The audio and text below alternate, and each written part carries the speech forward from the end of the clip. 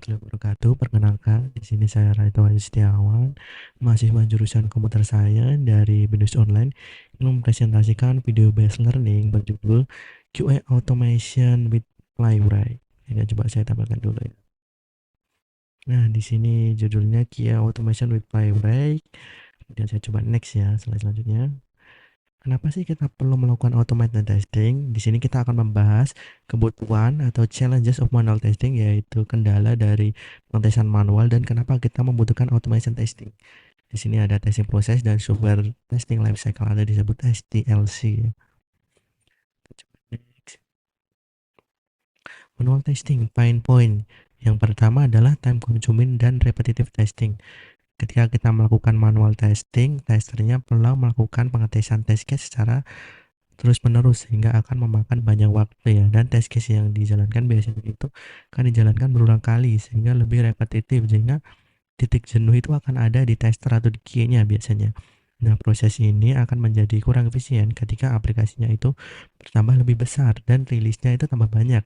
Misal dari tim produk kita perlu rilis banyak dalam waktu seminggu, dan ketika kita mau run through regression test dari awal, pengetesan seluruhan ya, end-to-end testing itu akan sangat menyusahkan sekali dan akan sangat time consuming bagi QA ya. Kemudian yang kedua adalah high risk of human error. Ketika kita melakukan pengetesan manual dan kita itu manusia yang melakukan testing yang manual, pasti akan terjadi human error ya. Jadi testing itu akan menjadi kesusahan ketika ada human error yang terjadi di tengah-tengah. Seperti itu.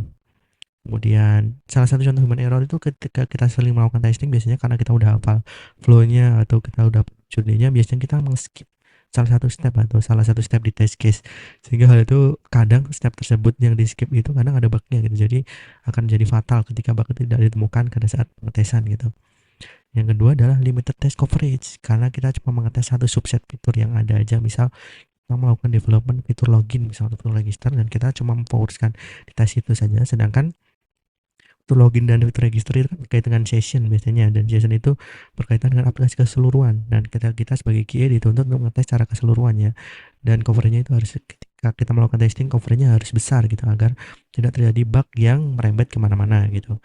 Manual testing susah untuk mengcover semua skenario, browser, device, edge case, dan ketika di projectnya ada timeline, ada deadline yang perlu dijalankan. Kemudian yang keempat adalah slow feedback in development cycle. Ketika kita melakukan development menggunakan Agile atau CI/CD, development itu jalannya sangat cepat ya, karena kita melakukan development dalam satu tim yang besar gitu. Jadi ketika timnya besar, developernya besar, testernya juga banyak, jadi itu sangat banyak gitu develop, dan biasanya itu rilisnya cepat. Jadi ketika kita melakukan testing manual, biasanya rilisnya banyak terblokir di situ ya, jadi banyak blocker-blocker ya yang bisa jadi isu ya biasanya buat project atau ketika kita mau rilis fitur. Kemudian kesimpulannya, kenapa kita butuh automation testing adalah increases efficiency by executing repetitive test faster, yaitu kita meningkatkan efisiensi dari pengetesan dengan mengeksekusi tes-tes yang berulang atau tes-tes yang sudah bisa diprediksi dari awal itu secara cepat gitu dengan menggunakan automation. Yang kedua, improve accuracy by reducing human error. Kita bisa mengurangi kesalahan dari manusia dikarenakan kita tesnya terlalu jenuh atau mungkin kita tesnya terlalu, jadi human error itu bisa dikurangi. Yang ketiga, enable by the test coverage. Jadi coveragenya bisa lebih lebar gitu, kita bisa ngetes fitur yang di luar scope tersebut. Bahkan ketika kita sudah melakukan regression testing, walaupun fitur yang di develop itu bukan itu, kita bisa melakukan testing dengan coverage yang besar gitu. Jadi aplikasi itu bisa dipastikan bebas dari bug gitu ketika coveragenya besar, confidence-nya besar, dan tidak ada bug ketika naik gitu. Kemudian support faster feedback ya, ketika kita timnya banyak dan kita perlu banyak development yang terus berulang dan development yang perlu cepat rilis, itu feedbacknya lebih cepat gitu. Jadi misal PM perlu naik hari ini, kita bisa langsung rilis aja karena kita bisa smoke testing dari fitur yang develop tersebut dan bisa mengetes secara global automation ini gitu. Ini yang terakhir, enhance software quality by ensuring consistent and reliable. Jadi sebagai tester kita perlu aplikasi yang reliable, ketika kita run itu bebas bug dan bisa berjalan dengan baik gitu. Jadi teman-teman bisa mengensure hal-hal tersebut gitu. Nah, dengan menggunakan automation ini kita bisa pakai tools apa sih? Nah, di sini tools yang saya pakai adalah Playwright ya. Playwright itu browser automation framework yang dibuat oleh Microsoft di sini. Jadi sebenarnya automation itu bisa banyak ya ketika kita menggunakan tools. Jadi ada misalnya ada Appium, Selenium, Catalan Studio, cuman di sini kita akan berfokus pada Playwright ya. Di sini kebetulan dibuat oleh Microsoft. Ini saya lanjut. Jadi apa sih Playwright itu adalah? Playwright itu adalah framework open source untuk automation yang dibuat oleh Microsoft yang digunakan untuk mengautomationkan web aplikasi secara end to end yang saya bilang tadi ya, dari awal sampai akhir ya. Dengan menggunakan Playwright, action dari website ini bisa diotomatisasi ya. Contohnya adalah yang pertama opening a browser ya, ketika kita membuka browser. Yang kedua adalah navigating to a website ya, ketika kita melakukan klik button atau kita membuka URL website, kita bisa lakukan itu secara otomatis di Playwright ya. Dan yang ketiga ini yang paling penting, ini ada clicking button ya. Ketika kita melakukan action di website, klik button itu bisa dilakukan secara otomatis di Playwright ya, dan menggunakan selector namanya. Yang keempat adalah filling form. Ketika kita ada form, kita bisa fill ya, menggunakan Playwright di situ. Kemudian check-in environment appear, kemudian verifying browser recent behavior. Ini beberapa fitur Playwright lainnya.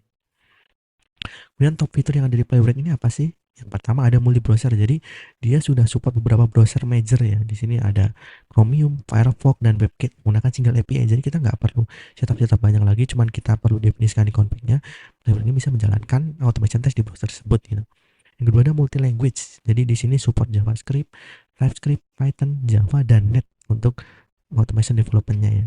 Yang ketiga ada automatic waiting. Kita bisa melakukan fitur automatic dari Playwright tersebut, dan fitur ini disediakan secara otomatis ya.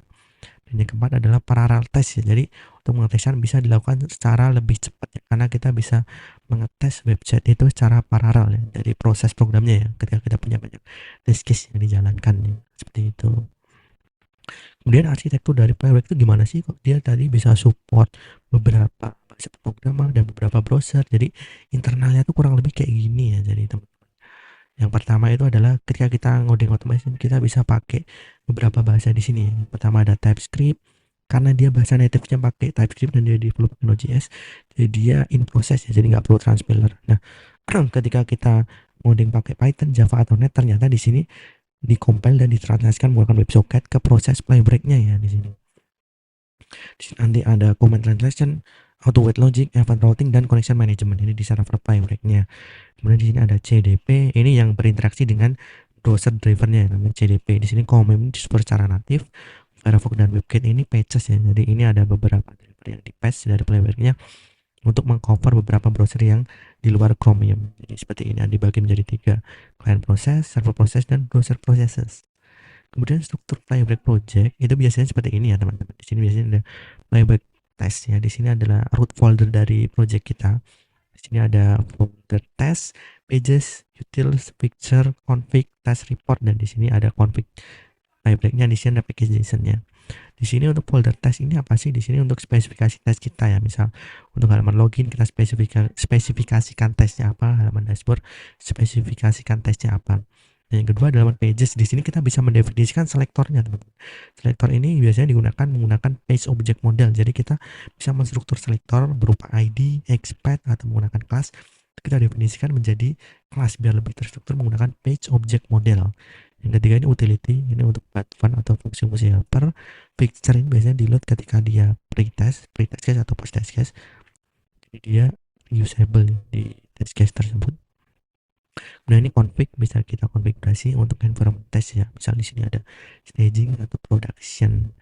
Ya, seperti itu. Di sini ada test report untuk halaman testingnya. Dan di sini ada config dan package JSON untuk package-nya.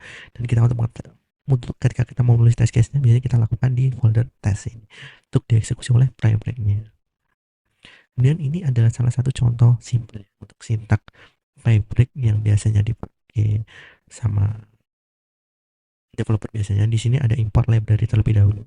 Di sini kita import test atau expect. Di sini kita pakai modul test untuk detail test case-nya, dan expect ini untuk assertion-nya dari modul Playwright /test. Di sini kita masukkan test case-nya. Di sini contohnya saya pakai test case-nya locator, ini untuk mencoba locator ya.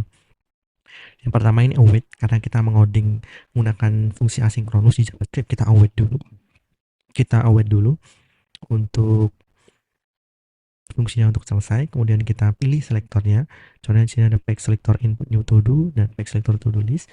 Kemudian kita fill, kita masukin teksnya ke info box tersebut.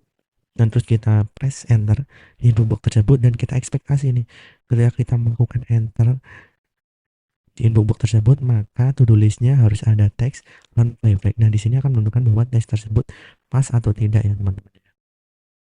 Kemudian ada playback demo ya. Di sini kita akan coba nih demo pengetesan menggunakan playback. Di sini saya akan tampilkan nanti source code dan cara ngerunnya. Mungkin akan sangat sederhana di sini.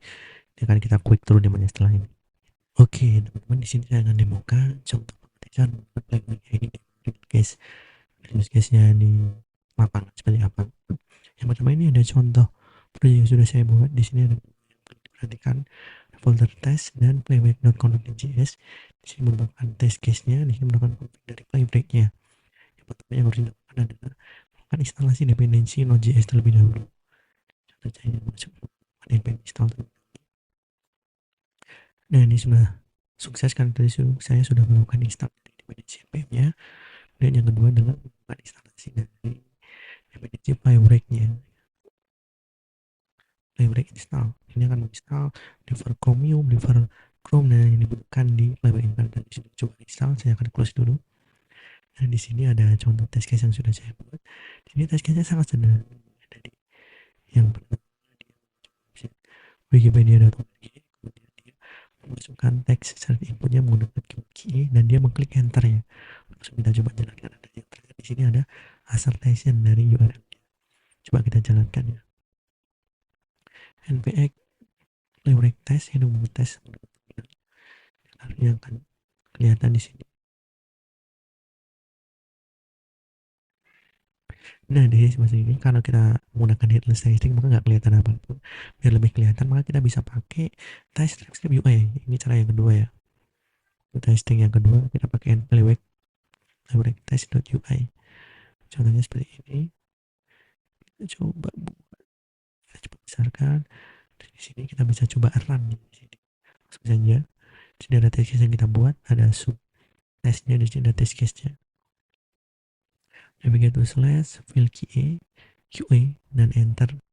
Yang terakhir kita dapat ke URL dan wikipedia.org/QA. Jadi benar ya, jadi kita navigasi ke wikipedia.org, kemudian kita masukkan lokator search inputnya menjadi keyboard QA, lalu kita klik enter dan akan diarahkan ke halaman wikipedia/wiki/QA. Jadi seperti itu ya, untuk demo playback-nya.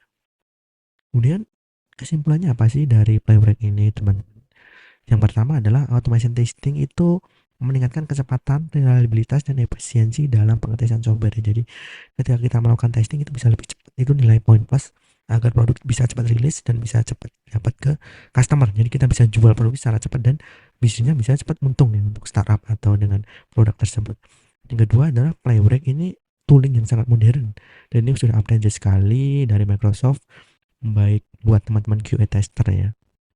Kemudian dengan kita belajar menggunakan automation tools, jadi dalam karir kita sebagai QA atau sebagai software tester atau sebagai SDET nantinya akan berkembang lebih jauh lagi dan kita bisa mengembangkan skill itu dan bisa meningkatkan nilai diri kita dan nilai jual kita di pasar luar.